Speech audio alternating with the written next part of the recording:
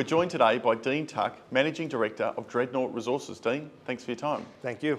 Dreadnought historically was one project in the Kimberley that you weren't able to access. It forced you to go and find other projects that now have built out this portfolio.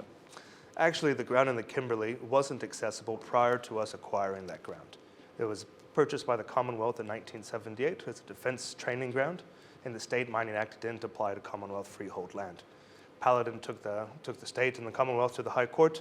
That got changed. The State Mining Act got rewritten, allowing mining and exploration tenements to be done over Commonwealth land in Western Australia, and that's when our forebears, the founders of Dreadnoughts, Iron Ringer and Whitewater, became and pegged that ground, and that then ultimately became what Dreadnought is today. And you do have a big suite of assets in Western Australia? Yes, we have about 15,000 square kilometres currently in Western Australia. What are some of the key focuses of your exploration activity? At the moment, a lot of our focus is around critical metals. So we have our copper and cobalt discoveries that we made last year up in the Kimberley, and right now we're in the midst of making a number of rare earth discoveries at Mangaroon, right next door to Hastings Yangibana operation. And we also recently had First Quantum Minerals come in to exercise their option on a earn-in and joint venture over our nickel copper PGE assets also at Mangaroon. And you do have strong infrastructure advantages of where your projects are located?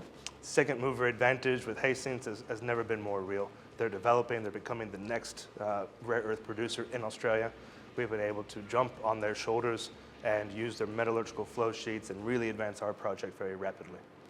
What have been some of the highlights of the last 6 to 12 months? Highlights last 6 to 12 months.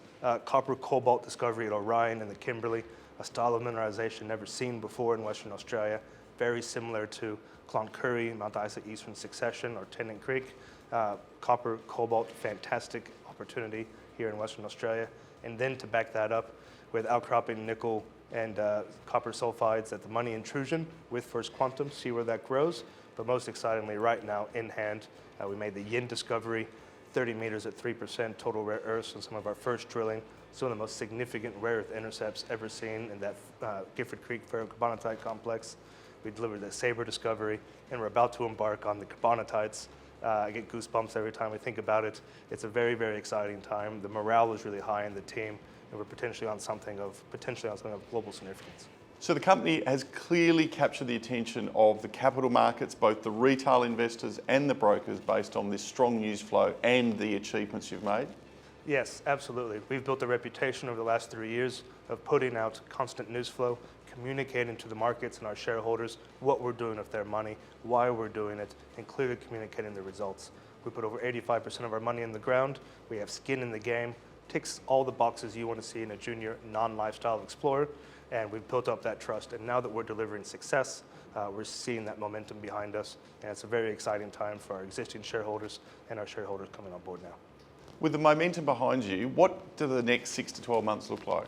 Additional discoveries and resources on the rare earths, filling up that pipeline in the Kimberley for the copper and cobalt discoveries for next year, and First Quantum doing that work on the nickel for the next 6 months as well. A trusted company with a lot of support, momentum behind it, exciting times ahead for Dreadnought and its shareholders. Dean, thanks for your time. Thank you.